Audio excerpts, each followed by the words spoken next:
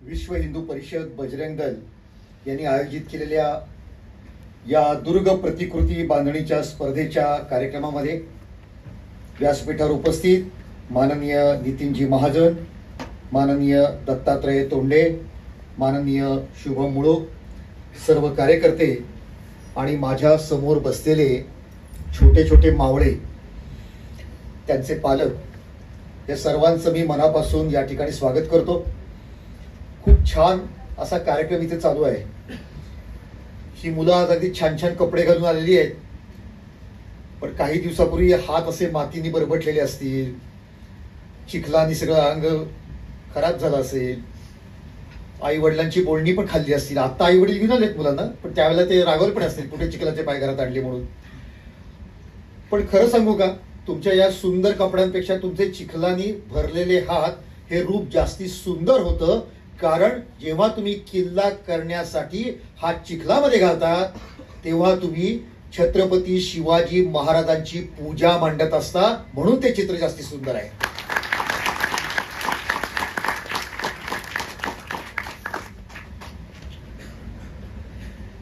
आज या ठिकाणी एवढी संख्या बघितली, मी खरं वाटत नाही हे तुमचं पहिलं वर्ष आहे। पहिल्या वर्षी जर का असं असेल तर पुढच्या वर्षी तुम्हाला गणेश कला क्रीडा केंद्र घ्यावं लागेल, एवढी प्रचंड गर्दी मी तुमच्याकडे येईल। तर मित्रांनो, आम्ही पण लहानपणी किल्ले करत होतो, त्या काळामध्ये दगड माती विटा मिळायचं, सोपं होतं। पण आता हे अवघड झालेलं आहे, मोठ्या लोकांना कल्पना असेल। आणि अपार्टमेंटमध्ये, सोसायटीमध्ये अशा प्रकारे चिखल करायला त्यांची पण परवानगी नसते, तर किल्ला करणं हे फार अवघड झालेलं आहे। पण विश्व हिंदू परिषदेसारखी संस्था जेव्हा त्याला स्पर्धेचं रूप देते तेव्हा या उपक्रमाला प्रतिष्ठा मिळते आणि मग मुलं त्याच्यामध्ये भाग घ्यायला प्रयत्न करतात, उत्साहाने त्याच्यामध्ये उतरतात। आणि दुसरी गोष्ट मध्ये तर स्पर्धेची काय गरज आहे? स्पर्धा कशाला? सगळेजण शिवाजी महाराजांवरती प्रेम करतात, किल्ले करावे। पण स्पर्धेमुळे काय होतं, गुणवत्ता वाढते, की मी अभ्यास केला पाहिजे, मी ती प्रतिकृती नीट केली पाहिजे, मी तो किल्ला बघितला पाहिजे, त्याचा गुगलवर कसा दिसतो ते बघितलं पाहिजे, कुणीतरी आमच्यातला चांगला बोलणारा मुलगा आहे ना त्याला मग कॉमेंट्री करायला तिथं उभं केलं पाहिजे। अशा प्रकारची आपली गुणवत्ता वाढते। तेव्हा तुमच्या दुर्ग प्रेमाला आणि तुमची गुणवत्ता वाढवण्यासाठी या सगळ्या दादांनी तुम्हाला मदत केली, म्हणून आपण सगळेजण यांच्याबद्दल कृतज्ञता व्यक्त करूया, टाळ्यांचा गडगडाट करूया, की तुमच्यामुळे आम्हाला ही स्पर्धा अनुभवता आली। खरं सांगायचं का, जरा वेळाने इथे पारितोषिक वितरण होईल। स्पर्धा म्हणलं की पहिला नंबर, दुसरा नंबर हे आलंच, पण ज्यांनी ज्यांनी भाग घेतला, ज्यांनी ज्यांनी तो किल्ला करताना आपल्या राजाचं स्मरण केलं, त्या सर्वांच्या बद्दल आमच्या मनामध्ये अतिशय अभिमान आहे। आणि त्या सर्वांनी वाटलं पाहिजे की नंबर नंतर भाग घेतला ना, हेच महत्वाचं। मध्यंतरी मी असंच एक परीक्षणासाठी गेलो होतो, त्यांनी जंजिरा केला होता आणि जंजिरा किल्ल्यावरती शिवाजी महाराजांची मूर्ती ठेवली होती, त्याचा भगवा झेंडा पण लावला होता। आता गंमत अशी आहे, इतिहास असा आहे की शिवाजी महाराजांना जंजिरा कधी घेता आला नाही, संभाजी महाराजांना पण घेता आला नाही। पण मला त्या मुलांनी जेव्हा शिवाजी त्यावर ठेवलेलं बघितलं ना, म्हणलं स्वर्गात शिवाजी महाराज काय खुश झाले असतील। मला जमलं नाही, पण यांनी करून दाखवलं, मला त्या किल्ल्यावरती ठेवले। ती मोठी गंमत आहे। आणि सांगतो, मातीचे किल्ले करणं ही परंपरा फक्त आपल्या महाराष्ट्रात आहे बरं का, दुसरीकडे कुठेही नाहीये। ही महाराष्ट्राची परंपरा आहे, ही अभिमानाची गोष्ट आहे, ही वाढली पाहिजे, ही जपली पाहिजे, त्याच्यामध्ये गुणवत्ता आली पाहिजे, ही आता आपल्या सगळ्यांची जबाबदारी आहे। आणि त्यामुळे महाराष्ट्राला जो इतिहास आहे तोच विलक्षण आहे, त्यामुळे आपण हे सगळे किल्ले करतो। तुम्हाला एक गंमत सांगतो, एक इंग्लंडमध्ये राहणाऱ्या इंग्रज बाई होत्या, त्यांना किल्ले बघण्याची आवड निर्माण झाली। त्यांना भारतामध्ये खूप किल्ले कळलं, त्या पहिल्यांदा दिल्लीला आल्या आणि दिल्ली आणि आग्र्याचे जे किल्ले ते बघितले। लाल किल्ला बघितला, दिवाणी आम, दिवाणी खास, अप्रतिम सुंदर ठेवलेले ते किल्ले। त्याच्यानंतर त्यांना शिवाजी महाराजांचं नाव माहित होतं, म्हणून त्यांना समजलं की राजगड नावाचा पुण्याजवळ किल्ला आहे। त्यांनी पुण्यातल्या एका मराठी माणसाला फोन केला की मला राजगड बघायचंय, तुम्ही याल का गाईड म्हणून? तो म्हणला येतो। आता त्या इंग्रज बाईंचं खरंच कौतुक आहे, एक बाई इंग्लंडवरनं येते आणि आपल्या शिवाजी महाराजांचा राजगड किल्ला बघायला। हे मी सांगतोय 20-25 वर्षापूर्वी किती अवघड वर जाणं, त्यांचं कौतुक आहे। पण त्या कंटाळल्या, कारण तिथे बघण्यासारखं काहीच नव्हतं। त्यांना वाटलं असं भव्य किती राजवाडा वगैरे बघायला मिळेल, कुठलं राजवाडा, नुसते दगडधोंडे पडलेले होते। आणि त्या म्हणाल्या की कसला शिवाजी तुमचा? मी आता दिल्लीला जाऊन आले, काय किल्ला आहे, ते सुंदर सुंदर असे मिनार, ती थुईथुई उडणारी कारंजी, ते पडदे, ती गुळगुळीत संगमरवरी फरशी, हा तो दिवाणी आम, तो दिवाणी खास, काय इथे तुमच्या राजगडवरती काहीच नाही. असं ते एकदा बोलल्या, दोनदा बोलल्या, तीनदा बोलल्या. हा मराठी मनुष्य ऐकून घेत होता. चौथ्यांदा तेव्हा म्हणल्या, कसला हो तुमचा शिवाजी, काय या किल्ल्यावरती काहीच नाही बघायला. तर तो म्हणला, बाईसाहेब तुम्ही आमच्या पाहुण्यात म्हणून मी 3 वेळा गप्प बसलो, आता जरा शांत राहा. दिल्ली आणि आग्र्याचे किल्ले उभे, सुंदर आहे, भव्य आहे, मान्य, पण ते किल्ले उभे राहिले ते आमच्या समाजाची कत्तल करून उभे राहिले, ते आमच्या स्त्रियांची आबरू हरण करून उभे राहिले, ते आमच्या मंदिरांचा विध्वंस करून उभे राहिले, त्यांनी आमचा स्वातंत्र्याचा गळा घोटला आणि मग ते किल्ले आमच्या रक्तावरती उभे राहिले. त्या किल्ल्यांचं आम्हाला कौतुक नाही, पण हे राजगडवरचे जे दगडधोंडे पडलेत ना, या दगडांनी, या धोंड्यांनी इथल्या संस्कृतीचं, इथल्या विचारांचं, इथल्या मूल्यांचं, इथल्या धर्माचं, इथल्या स्त्रियांच्या आबरूचं आणि दारामधल्या तुळशीच्या वृंदावनाचं रक्षण केलं. म्हणून आम्हाला राजगड आणि रायगड दिल्ली आग्र्यापेक्षा जास्ती पवित्र आहे, ही आमची मंदिर आहे.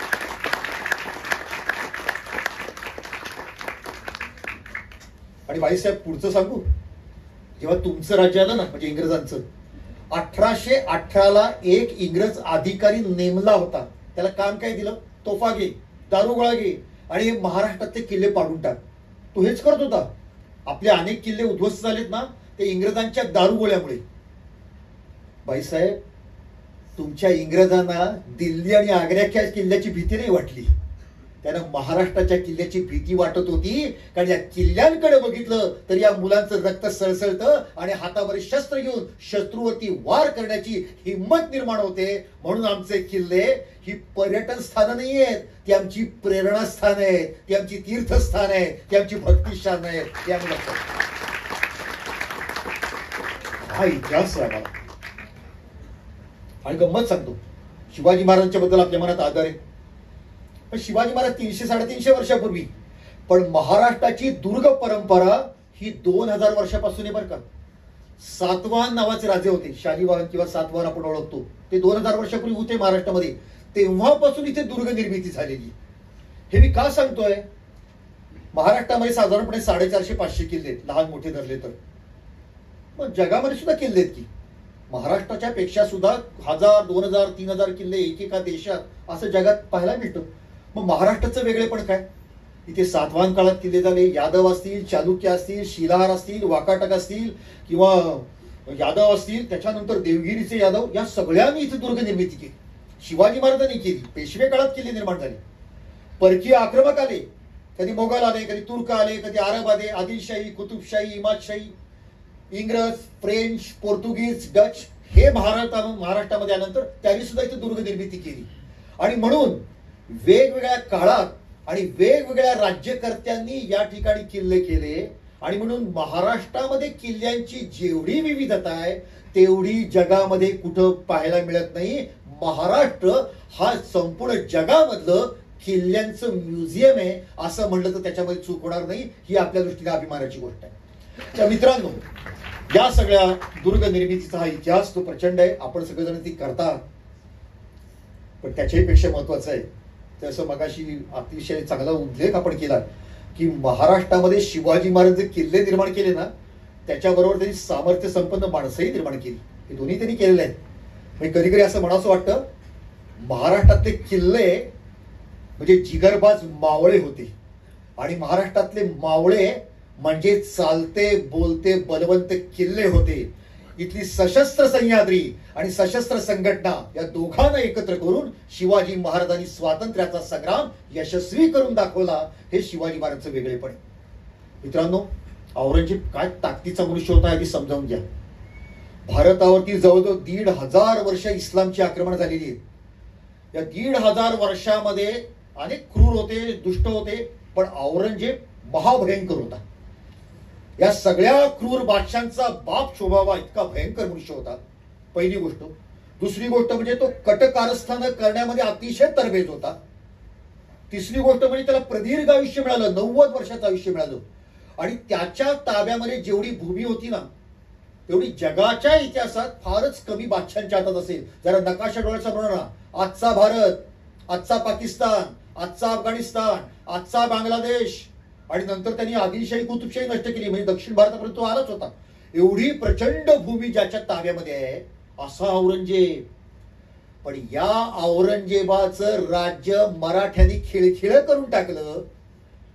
एकच उल्लेख सांगतो, 1752 मध्ये त्यावेळेचा जो मोगल बादशाह होता ना, त्यांनी इथे नानासाहेब पेशव्यांना पत्र लिहिलंय, आणि त्या पत्रात तो म्हणतो, हा अफगाणिस्तानचा अहमद शाह अब्दाली वारंवार दिल्लीवरती आक्रमण करतो आहे, त्याच्यापासून भारताचं आणि दिल्लीचं रक्षण करण्याचं सामर्थ्य आमच्याकडे नाहीये, तर तुम्ही मराठ्यांना उत्तरेत या आणि तुम्ही दिल्लीचं रक्षण करा. लक्षात घ्या, 50 वर्षापूर्वी औरंगजेब मराठ्यांचं राज्य नष्ट करावं असं स्वप्न बघत होता, आणि 50 वर्षानंतर त्या गादीवर बसलेला त्याचा वारसदार हात जोडून गुडघे टिकून म्हणतोय, मराठ्यांनो आमचं रक्षण करा. हे औरंगजेबाचं राज्य आपण खिळखिळ केलं, उद्ध्वस्त केलं. याचं कारण महाराष्ट्रातले किल्ले, हे किल्ल्यांचं वैशिष्ट्य आहे, म्हणून आपल्याला किल्ल्यांचा अभिमान असला पाहिजे. हे किल्ल्यांनी करून दाखवले. काय एक एक किल्ले लढलेले आहेत. शिवाजी महाराजांच्या आयुष्याचा प्रसंग आहे. 1680 मध्ये त्यांच्या अगदी मृत्यूचा काळ जवळ आला होता, आणि ते विचारतायत मोरोपंतांना, पंत आपल्याकडे किल्ले किती आहेत? मोरोपंतांनी उत्तर दिलं 360. असं त्यावेळेचं उत्तर आहे. हे सुद्धा लक्षात ठेवण्यासारखं आहे. म्हणजे कधी कधी मी उद्योगपती किंवा त्याच्याकडे मॅनेजमेंटचे कोर्स असतात ना, त्यात उदाहरणं देतात. एखाद्या उद्योगपतीनं आपले 10 उद्योग असतील व कारखाने असतील, आणि ते 10चे 20 केले, 30 केले, 40 केले, की मग सांगतात बघा किती यशस्वी आहे हा. मित्रांनो, 1666 साली झालेल्या पुरंदरच्या तहात शिवाजी महाराजांना 23 किल्ले द्यावे लागले. राहिले किती? 12 होते फक्त. म्हणजे 1670 साली शिवाजी महाराजांच्या कडे असणाऱ्या किल्ल्यांची संख्या 12, आणि 10 वर्षात 1680 साली शिवाजी महाराजांच्या किल्ल्यांची संख्या 360. 12 वरून 360 अशी झेप मारणारा आमचा राजा होता. तर जगातल्या उद्योगपतींना हे उदाहरण द्यायला पाहिजे. काय प्रगती, कुठपर्यंत गेले. तामिळनाडू पर्यंत किल्ल्यांची रांग निर्माण केलेली. म्हणजे एक तुम्हाला सांगतो, तिथे वेल्लोरला गेले होते. वेल्लोर अनेकांना माहित असेल, आता तिथे सोन्याचं मंदिर आहे म्हणून विशेषतः महिलांना ते अनेकांना माहित असतं. वेल्लोर मध्ये किल्ला आहे. मी गेलो होतो त्या किल्ल्यावरती, तर मला ते साजरा आणि गोजरा कुठे माहित नव्हते, म्हणून पुण्यातल्या मित्राला फोन लावला. तो म्हणा, अरे पूर्वेकडे पहा, ते असे 2 डोंगर दिसत आहेत ना, अशा बैलाच्या शिंगासारखे, तेच साजरा आणि गोजरा. शिवाजी महाराज वेल्लोरला गेले होते, वेढा घातला होता किल्ल्याला, किल्ला पडत नव्हता. शिवाजी महाराजांना थांबायला वेळ नव्हता. काय म्हटले महाराज, हा मिळत नाही का, या डोंगरावरती आपले किल्ले बांधा. आणि मराठ्यांनी तिथे जाऊन साजरा आणि गोजरा, आपल्याकडे बैलांची जोडीची नाव असतात पहा, तसे किल्ले तिथे बांधलेले आहेत तामिळनाडूमध्ये. मला तिथं असं उभारून नाचावंसं वाटलं, इकडे या, हे आमचे, हे आमचे, आम्ही लोकांनी बांधलेले. इतका अभिमान वाटतो ना. कुठे कुठे जाऊन मराठ्यांनी किल्ले बांधले. मी दरवर्षी वेगवेगळी प्रदर्शनं भरवतो. एकदा या सभागृहाच्या आकाराचा आम्ही भारत, पाकिस्तान, बांगलादेश असा भव्य नकाशा केला होता. प्रदर्शनाचं नाव होतं, इथे फडकला होता भगवा झेंडा. त्यावेळेला आदरणीय निनादराव बेडेकर आम्हाला मार्गदर्शक होते. महाराष्ट्राच्या बाहेर मराठ्यांनी जिथे किल्ल्यावरती एकदा का होईना भगवा झेंडा लावलेला आहे, असे सगळं दाखवलं होतं आम्ही. आणि सगळे फार अटकपर्यंत किल्ले आपण जिंकलेले, कुठपर्यंत. आणि ते सगळं तो बघताना इतका अभिमान वाटत होता की कर्नाटकामध्ये, ओरिसामध्ये, मध्य प्रदेशमध्ये, काश्मीरमध्ये, पार पाकिस्तानच्या पलीकडे इथपर्यंत आपण सगळे किल्ले केलेले आहेत. हा अभिमानाचा इतिहास हा आपल्यापर्यंत पोहोचला पाहिजे. मगाशी मी सांगत होतो, शिवाजी महाराजांनी प्रश्न विचारला, किल्ले किती? पंत म्हणाले 360. शिवाजी महाराजचं पुढचं वाक्य असं आहे, एक ना एक दिवस उत्तरेतल्या औरंगजेबाला दक्षिणेत द्यावं लागेल. त्याच्याबरोबरचा संघर्ष हा निर्णायक संघर्ष असेल. जर माझे 360 किल्ले त्याला जिंकायचे असतील ना, तर माझा एक किल्ला जर का 1 वर्ष लढला, तर माझा महाराष्ट्र पराभूत करायला औरंगजेबाला 360 वर्ष लागतील. माझा महाराष्ट्र पराभूत होत नाही. काय विश्वास आहे. पण मित्रांनो, किल्ला लढत नसतो, किल्ल्यावरची माणसं लढत असतात. किल्ला मजबूत आहे, पण वरचा मनुष्य जर का गद्दार आणि हरामखोर असेल, काय उपयोग. पण किल्ला साधा आहे, छोटा आहे, पण मनुष्य जर का जिगरबाज असेल ना, लढता येतो. चाकणचा किल्ला काय किल्ला, किल्ला म्हणजे गडीच आहे ती. आपला शनिवारवाडा आहे ना त्या आकाराचा किल्ला आहे हो. साधा मातीचा बांधलेला असा कोट आहे तो. आणि त्याच्यावरती 30-40 हजार शाहिस्तेखानचं सैन्य तिथे जातंय. आणि आतमध्ये उभा आहे फिरंगोजी नरसाळा, पाय रोवून उभा आहे. शाहिस्तेखानला वाटलं एका धडकेत किल्ला पडेल. एक दिवस, एक आठवडा, 2 आठवडे, 1 महिना लढतोच आहे किल्ला. शेवटी सुरुंग पेरल्यानंतर ज्या वेळेला तो तट उडाला, तो बुरुज उडाला, कारण शाहिस्तेखाननी काय केलं, हा 56 दिवस झाल्यानंतर सुद्धा किल्ला जेव्हा पडेना तेव्हा त्यांनी आतनं भुयारातनं सुरुंग पेरला आणि तो सुरुंगाचा स्फोट झाला आणि एकदम आकाशामध्ये दगड फेकले गेले. आणि त्या शाहिस्तेखानला एवढा आनंद झाला की बस किल्ल्याला खिंडार पडलं, आता आपलं सैन्य आतमध्ये न्यायचं आणि किल्ला जिंकायचा. आणि तुफान वेगाने ओरडत ओरडत निघाले होते. अनेक मावळे चिंध्यावर होऊन त्यांची प्रेतं पडली होती. पण जसे ते मोगल आले, समोर 2 हातामध्ये समशिरी घेतला फिरंगोजी नरसाळा उभा होता, डोळे तांबडे लाल होते. तो सांगत होता, मातीचे तट पडले पण छातीचे तट अभंग आहे, आम्ही लढत राहणार, आम्ही टक्कर देणार. 56 दिवस चाकण लढलेला आहे. रामसेसचा किल्ला आपल्यापैकी लहान मुलांना माहित असेल. रामसेसचा किल्ला नाशिक पासून अर्धा तासाच्या अंतरावरती छोटासा किल्ला आहे. अगदी खालनं हाक मारली तरी वरती आवाज जातो एवढा किल्ला आहे तो. 4.5-5 वर्ष लढला 40,000 मोगल सैन्याशी. मोगल सैन्याला कशाची कमतरता नाहीये. त्याच्याकडे दाणा गोटा आहे, त्याच्याकडे दारू गोळा आहे, शस्त्रास्त्र आहे, हत्ती घोडे आहेत, आणि तरी वरचा किल्ला लढतोय. कशासाठी? काय मिळणार होतं? तरीच ही माणसं लढत राहिली. आणि म्हणून मित्रांनो, ती माणसं आणि ती त्यावेळेचे किल्ले, ह्या दोन्हीचं जे मिश्रण झालं ते विलक्षण आहे. एकदा मी रस्त्याने चाललो होतो गाडीवरनं, रिक्षा चालली होती. रिक्षावरती शिवाजी महाराजांचं चित्र होतं, वरती लिहिलं होतं, राजे पुन्हा जन्माला या. म्हटलं छान, राजे पुन्हा जन्माला या. पण अजून खाली काहीतरी लिहिलंय, म्हटलं बघूया. मग मी गाडी जरा जवळ घेतली त्याच्यात, तर त्यात लिहिलं होतं, राजे पुन्हा जन्माला या, मात्र तानाजी, बाजी प्रभू, मुरारबाजी यांना सुद्धा स्वर्गातूनच घेऊन या, कारण आमच्यामध्ये ते मिळतील याची गॅरंटी नाही. ही अवस्था आमची. तेव्हा म्हणजे बाजी प्रभू देशपांडे जेव्हा खिंडीमध्ये उभे राहिले, ते शिवाजी महाराजांनी जेव्हा म्हटलं असतं, आजच्या काळातला बाजी प्रभू असतं तर काय झालं असतं. तर आजच्या काळामध्ये जर का बाजी प्रभूला शिवाजी महाराज म्हणले असते, बाजी प्रभू जरा प्लीज उभा राहता का खिंडीमध्ये, तर आजचा बाजी प्रभूच म्हणला असता, खिंडीत उभं राहायचंय, पोराला कॅबिनेट मिनिस्टर करताय का, वडिलांना एखादे पद्मश्री वगैरे किताब देताय का, काय मला देताय ते सांगा. आज अशी अवस्था झालेली आहे. मध्ये मी एका ठिकाणी लिहिलं होतं की तानाजी मालुसरे आज असतात तर, अहो तानाजी म्हणला असता, सारखं काय हा किल्ला घ्या तो किल्ला घ्या, राहिलाय खरं औरंगजेबाकडे, तेवढाच आपला सर्वधर्म समभाव, किती आवरटपणा, हा किल्ला पाहिजे तो किल्ला पाहिजे. आणि सांगा, तुम्हाला सांगतोय, माझा पोरगा रायबा पुण्याच्या SP कॉलेजमध्ये शिकतो म्हणजे काय, एका पोरीबरोबर हिंडत असतो, सांगून टाकतो त्याचं लग्न ठरलेलं आहे, पुढचा 1 महिना मेडिकल लिव्ह येणार नाही, सांगून टाकतो. तेव्हा अशा काळातला आजचा तानाजी हा रजेचा अर्ज करून निघून गेला असता. पण तो तानाजी मालुसरे आहे. तुम्हाला एक गंमत सांगतो, आता 2-3 वर्षापूर्वी म्हणजे 2020 मध्ये तानाजी मालुसरेंची 350वी पुण्यतिथी होती. मग आम्ही काय केलं, दरवर्षी आम्ही जातोच पुण्यतिथीला गोष्ट सांगायची, पण म्हणजे यावेळेला नुसती गोष्ट नाही, कड्याला 5 दोर लावले आणि आज दोरावरून मावळ्याच्या पोशाखात तुम्ही वर यायचं आणि तीच तानाजी मालुसरेंना आदरांजली असेल. आणि 350वी पुण्यतिथी होती आणि 350 तरुण दोरावरून कडावर चढून आले आणि त्यांनी तानाजींची पुण्यतिथी साजरी केली. असा आपण कार्यक्रम घेतला. पण त्या कार्यक्रमामध्ये आम्ही पुस्तक प्रकाशित केलं, तानाजीवरच्या कविता, आतापर्यंत 300 वर्षातल्या. एकच उल्लेख करतो, मला एवढा चांगला समुदाय समोर मोह आवरत नाही. त्या कवितेचं नाव आहे तानाजीच्या मृत्यूनंतर त्याच्या पत्नीनं केलेला शोक. एवढं मोठं नाव आहे. आता कुठली पत्नी रडणारच, पतीचा मृत्यू झालेला आहे. ती काय म्हणती बघा, असा मृतदेह पुढे पडलेला आहे तानाजीचा आणि तानाजीची पत्नी रडतीये आणि ती म्हणती, हे माझ्या पतिराजा, तुम्ही इतक्या लवकर का गेलात, अजून अनेक किल्ले स्वराज्यात आणायचे राहिलेत. काय तक्रार आहे, हे राहिले ना, तुम्ही इतक्या लवकर का गेलात.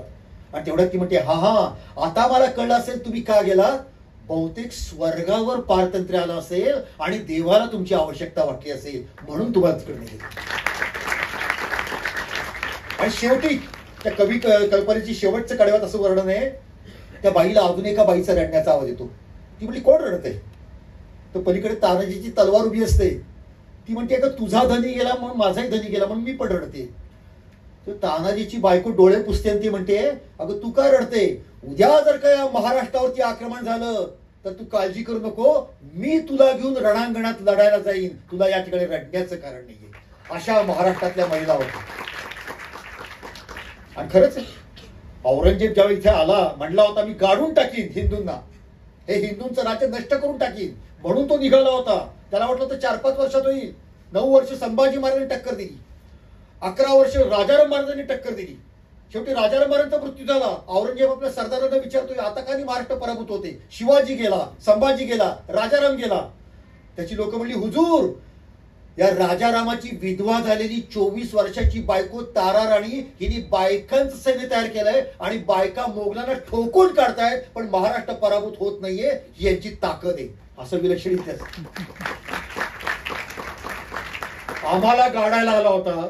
27 वर्ष मराठ्यांनी त्याला खेळवला आणि शेवटी औरंगजेबाला 6 फूट बाय 2 फूट कबरीपुरती जागा दिली. त्याला परत दिल्लीला जाऊ दिला नाही. कवीने काय छान वर्णन केलेलं आहे, फक्त शत्रूला मढे गाडण्या जमीन मिळते आमची.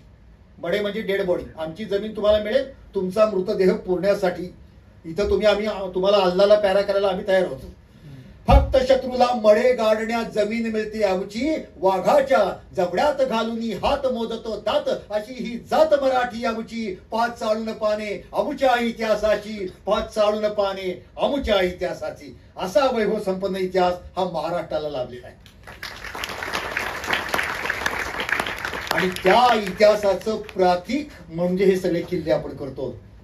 आपण किल्ला म्हणजे खेळ नाहीये, ते पराक्रमाची प्रेरणा आहे. लक्षात घ्या. खरं सांगू, गणपती आले ना की आपल्याला आनंद होतो. का?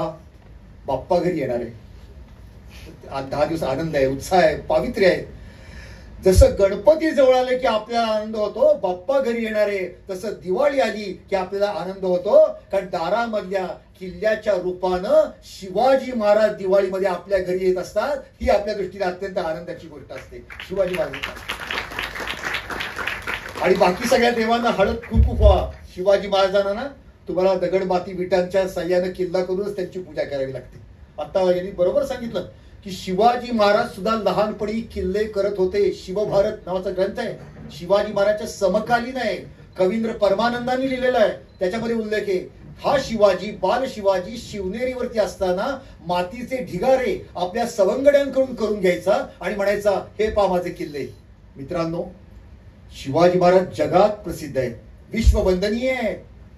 पुढच्या महिन्यामध्ये सांगतो जानेवारीत जपानची राजधानी टोकियो या ठिकाणी शिवाजी महाराजांचा पुतळा बसणार. त्याचं भूमिपूजन पुढच्या जानेवारी महिन्यात होणार आहे. म्हणजे अमेरिकेपासून जपान पर्यंत सर्वत्र आपल्या शिवाजी महाराजांचे पुतळे आहेत. असे युगप्रवर्तक शिवाजी राजे लहानपणी मातीचे किल्ले करत होते आपल्यासारखे. केवढा अभिमानाची गोष्ट आहे. आणि म्हणून ही परंपरा ही आपण सगळ्यांनी जपली पाहिजे. हा शिवाजी महाराजांचा जो आपल्याला संदेश आहे की याच्यातून जी प्रेरणा मिळते ती प्रेरणा फार महत्वाची आहे. आणि म्हणून पुन्हा एकदा आपल्या सगळ्यांचं मनापासून मी कौतुक करतो, अभिनंदन करतो. खरं तर आपण ही सगळी जी छोटी मुलं आहेत ना, शिवाजी महाराजांचे किल्ले ज्यांनी बांधले ते होते हिरोजी इंदुलकर. हे सगळे छोटे छोटे हिरोजी इंदुलकरच बसलेत. गंमत आहे, कसे किल्ले बांधले हे पहा. शिवाजी महाराजांना जलदुर्ग निर्माण करायचे होते. वास्तविक पाहता शिवाजी महाराजचा एक शत्रू औरंगजेब कुठे आहे? दिल्लीमध्ये.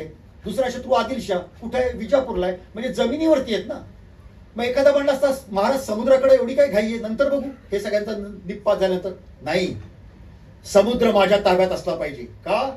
गेली 300 वर्ष या समुद्रातनं हे सगळे चाचे येतात, हे अरब येतात, हे सिद्धी येतात, आमच्या आया बहिणींना पळवतात आणि आमचे या ठिकाणची अतिशय विध्वंस करतात, विटंबना करतात.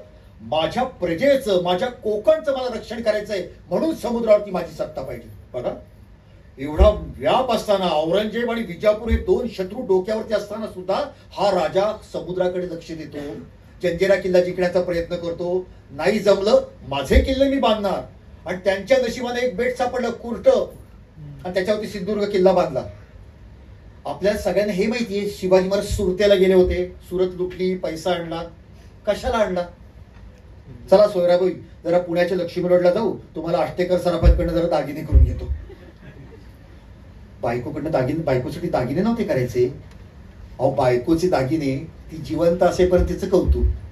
पण जर का तुम्ही तटाबुर्जांवरती, या किल्ल्यांवरती तट आणि बुर्जाचे दागिने निर्माण केले, त्याच्यामुळे राष्ट्र सुरक्षित होणार असतं, हे महत्वाचं आहे. आणि म्हणून शिवाजी महाराजांनी तो सगळा पैसा हिरोजी इंदुरकरांसमोर ओतला, यातनं किल्ला बांधला. किल्ला बांधला कसा बांधला? तर पूर्वी 2 दगड जोडायला चुना वापरायचे, तिथं शिशाचा धातू वितळून ओतला आणि तो किल्ला मजबूत बांधला. आजही जा, आजही तुम्ही जर का सिंधुदुर्गाला गेला तर 300 वर्ष समुद्राच्या लाटा आदळून दगड जिजून गेले, पण शिशाच्या चौकटी शिल्लक राहिल्या. याचा अर्थ प्रजेच्या रक्षणासाठी राज्यकर्ता कसा असावा याचं उदाहरण म्हणजे छत्रपती शिवाजी महाराज आहेत. आणि हे हिरोजी इंदुरकर, आपल्याला तानाजी माहित असतो, बाजी माहित असतो, बुरारबाजी माहित असतो, कारण ते रणांगणात लढले. हिरोजी इंजिनियर आहेत. या हिरोजी इंदुरकरांनी ज्या वेळेला त्यांनी एवढं सगळं बांधकाम केलं, शिवाजी महाराज म्हणतायत, हिरोजी तुम्ही रायगड किल्ला निर्माण केला, ते मिनार, त्या ठिकाणी मनोरे बांधले, बाजारपेठ, राजवाडा, जगदीश्वराचं मंदिर, अप्रतिम. बोला काय पाहिजे तुम्हाला? स्वतः शिवाजी महाराज विचारतायत काय पाहिजे? आपण असतो तर केवढी आधी केली असती. एक 3 BHK फ्लॅट त्या पुण्यामध्ये, नाही का, असं काय काय काय लिहून दिलं असतं. शिवाजी महाराजांना विचारतात शिवाजी महाराज, बोला हिरोजी काय पाहिजे? हिरोजी म्हणले खरं तर काहीच नको, पण तुम्हाला द्यायचं असेल तर उद्या सकाळी जगदीश्वराच्या मंदिरात या, तिथं सांगतो. शिवाजी महाराज दुसऱ्या सकाळी गेले जगदीश्वराच्या मंदिरात, हिरोजी उभे होते. बोला हिरोजी काय पाहिजे, मागा. हिरोजी म्हणले खरं तर काही नकोय, पण देणार असाल ना महाराज, तुम्ही या जगदीश्वर मंदिराच्या दर्शनाला रोज येताना तुमच्या पायाला लागलेले मातीचे कण माझ्या अंगावरती पडावे, म्हणून या मंदिराच्या पायरीवर मला माझं नाव कोरण्याची परवानगी द्या. बाकी मला काही नकोय, बाकी मला काही नकोय. आज हे रायगड किल्ल्यावरच्या पायरीवर लिहिलंय, सेवेचे ठाई तत्पर हिरोजी इंदुरकर. मित्रांनो, आपण सर्वांनी असा विचार करावा की माझ्या नावाच्या पुढे हे शब्द येऊ शकतात का? सेवेचे ठाई तत्पर. मातृभूमीच्या सेवेसाठी आम्ही सर्वांनी तत्पर असणं ही खऱ्या अर्थाने शिवाजी महाराजांना आदरांजली आहे. आणि म्हणून आपण केवळ किल्ले करायचे नाही, ते करता करता त्यातनं संस्कार घ्यायचे. आता उल्लेख झाला, मी लहानपणापासून किल्ले करतोय, आता पण करतोय. आता माझं 58 वय, अजून सुद्धा मी दरवर्षी किल्ला करतो. मला आठवत आहे, मी सिंहगड किल्ला केला होता, कॉलेजमध्ये होतो त्यावेळेला. शिवशाहीर बाबासाहेब पुरंदरे आले होते आणि ते चारी बाजूनी किल्ला बघत होते.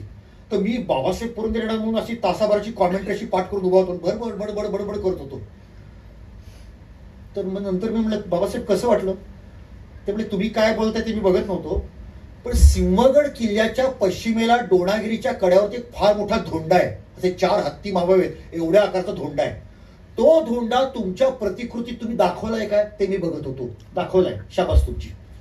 बघा, एखादा तज्ञ मनुष्य, एखादा जाणकार मनुष्य तुमची प्रतिकृती किती बारकाईनं बघतो, आणि म्हणून अभ्यास केला पाहिजे.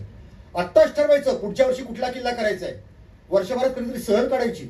मग आम्ही सिंहगड किल्ला करत असताना अशी पावलं मोजायचो. इथून 15 पावलावरती तो बुरुज आहे, त्याच्यानंतर 40 पावलावरती तो बुरुज आहे. मग इथे जर का 15 पावलं असतील तर आपल्या प्रतिकृतीमध्ये तेवढे 15 ठिपके आले पाहिजेत की एवढ्या अंतरावरती हे बुरुज असतील. अशा प्रकारे किल्ल्याची प्रतिकृती करताना तो बुरुज कसा, त्याचा दरवाजा कसा, त्याचं डिझाईन, हे कशा प्रकारे ते बांधकाम केलेले बारकाईनं, हे सगळं बघणं, इतकी चांगली प्रतिकृती आपल्याला करता आली पाहिजे. आणि आता तर तुमच्याकडे भरपूर साधन उपलब्ध आहेत, तुमच्याकडे चांगले मॅप आहेत, गुगल मॅप आहेत, या सगळ्या आधुनिक तंत्रज्ञानाचा उपयोग करून घ्या आणि किल्ले बांधा. पण आता शेवटचा एक मुद्दा मला सांगितल्याशिवाय राहत नाही. मित्रांनो, किल्ले बांधले, शिवाजी महाराजांच्या बद्दल प्रचंड आदर आहे, पण मित्रांनो, औरंगजेब आणि अफजल खान आजही संपलेले नाहीयेत, याची जाणीव ठेवा. नुसतं शिवाजी महाराजांचा जय जयकार केलात आणि किल्ले बांधले, पण आपल्या देशावरती आक्रमण करणाऱ्या शत्रूंचा आपल्याला भानच नसेल तर काय उपयोग? त्या काळात अफजल खान आला होता, तो तलवार घेऊन आला असेल, धनुष्य घेऊन आला असेल, दांडपट्टा घेऊन आला असेल. आज तो लव जिहादच्या रूपाने येतोय, आज तो व्होट जिहादच्या रूपाने येतोय, आज तो लँड जिहादच्या रूपाने येतोय आणि आपला देश पोखण्याचे भयंकर असं मोठं कारस्थान ते करतायत. आपण गाफील आहोत, आपण मशगूल आहोत. जर का आपण या शत्रूंना ओळखलंच नाही आणि त्यांना त्यांच्याच भाषेमध्ये टक्कर देऊ शकलो नाही, तर शिवाजी महाराज कपाळाला हात घेऊन म्हणतील ही माझी कसते वारसदार. मध्ये मी एका कार्यक्रमाला गेलो होतो, तिथं मी सांगितलं की आज पुण्यामध्ये 10 पुतळे शिवाजी महाराजांचे आणि 11व्यासाठी काही लाख रुपये सँक्शन पण झालेले आहेत. पुतळे दारोदारी पुतळे, जागोजागी पुतळे. पण आज जगाच्या पाठीवर शिवाजी महाराजांच्या मार्गावरून कोण चालत असेल ना, इस्रायल चालतोय. आसपास जवळजवळ 10 देश आपल्या विरोधात उभा असताना जे कट्टरपणे उभे आहेत, तिथली लहान लहान मुलं सुद्धा जाताना जवळ मशीन गन घेऊन जातात. केव्हा शत्रू येईल सांगता येत नाही, ठार करता आलं पाहिजे. इतकं त्यांच्यामध्ये आपल्या धर्माबद्दल, आपल्या संस्कृतीबद्दल, आपल्या देशाबद्दल प्रचंड प्रेम आहे. उभे ते. मित्रांनो, जगाच्या पाठीवरती एक देश होता पर्शिया, कुठे गेला? प्रचंड मोठा देश होता. पारशी नावाचा धर्म होता, त्यांची संस्कृती होती, त्यांची परंपरा होती, त्यांचे देव होते, त्यांचं साम्राज्य होतं जगामध्ये. एवढा मोठा देश भारताच्या एवढ्या आकाराचा गेला. इस्लामचं आक्रमण झालं, काहींची कत्तल झाली, काही जण पळून आले. आज भारतामध्ये काही तुम्हाला दिसतात ना पारशी, हे ते 10 ते 15,000 पारशी आहेत ना, ते एकदा मेले ना की जगातला पारशी धर्म संपून जाईल. आज त्या पर्शियाचा इराण झालेला आहे. अरे, पर्शियातनं पारशी लोकांना पळवून लावल्यानंतर त्यांना आश्रय द्यायला भारत होता. उद्या या भारतातल्या हिंदूंना हाकलून दिलं, कोण आश्रय देईल? आणि मग हा धर्म, ही परंपरा, ही संस्कृती, हे मूल्य हे टिकवायचं असेल तर आपल्याला छत्रपती शिवाजी महाराज या मार्गावरून जायचंय. त्यासाठी किल्ले करत असताना तो विचार सुद्धा आपण कसा आत्मसात करू याचं चिंतन पुढच्या काळामध्ये केलं पाहिजे आणि सावधपणे जगाकडे बघितलं पाहिजे. मित्रांनो, शेवटी एवढंच सांगतो, स्वातंत्र्यवीर सावरकरांचं एक वाक्य आहे. सावरकर असं म्हणतात, दिवसभर सूर्य आकाशात तळपतो 12 तास, मात्र तो अस्ताला गेल्यानंतर लगेच अंधार पडत नाही. तो अस्ताला गेल्यानंतर सुद्धा 1 तास त्याचा प्रकाश टिकतो. मात्र छत्रपती शिवराय असा सूर्य होता तो 50 वर्ष आकाशात तळपत होता आणि तो अस्ताला गेल्यानंतर 350 वर्ष झाली तरी त्याचा प्रकाश कमी झाला नाही. तो आजही आम्हाला मार्गदर्शन करतो.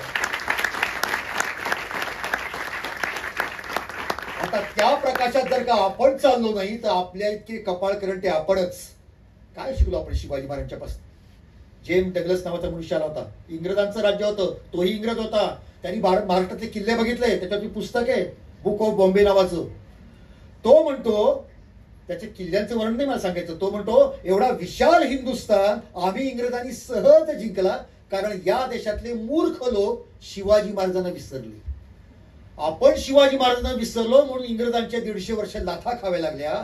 आता तरी जागे होऊ, शिवाजी महाराजांना विसरणार नाही, उलट त्यांच्या मार्गावरून खडतर व्रत म्हणून आम्ही चालत राहू अशी प्रतिज्ञा करणारे कोटी कोटी हिंदू युवक या ठिकाणी निर्माण होण्याची आवश्यकता आहे. आणि त्यासाठी हे दुर्ग, हे गडकोट, हे किल्ले आम्हाला प्रेरणा देणारे हे दीपस्तंभ आहेत.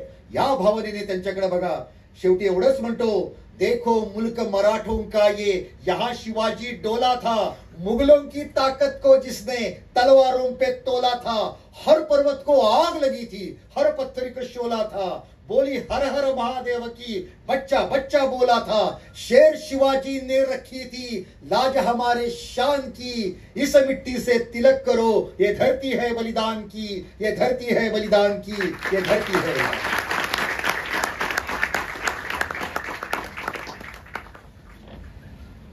बोला जय श्रीराम. धन्यवाद मोहनजी. मोहनजींनी जे आपलं मनोगत व्यक्त केलं